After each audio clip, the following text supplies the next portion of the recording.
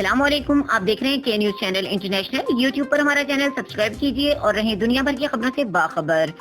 रुक करेंगे शेखुपुरा का, जहां से रिपोर्ट कर रहे हैं हमारे ब्यूरो चीफ ताहिर खान। जैसे जैसे रमजानुल मुबारक का महीना अपने अख्ताम की तरफ बढ़ रहा है, चोरी और डकैती की वारदातों में इजाफा होता जा रहा है।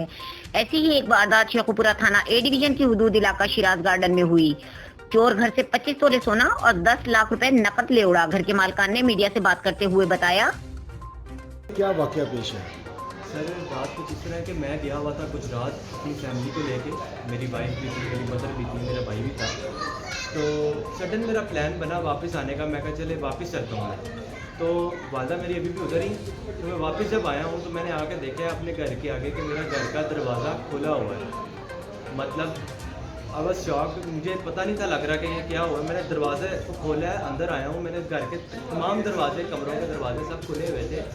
और उसके बाद मैंने अपने सारा सामान वगैरह चेक करना शुरू कर दिया, क्या कुछ गया है, क्या कुछ रह गया। मैंने देखा कि जी मेरे कुछ गाड़ी मैंने सेल की हुई थी, उसके पैसे थे मेरे 10 लाख रुपया।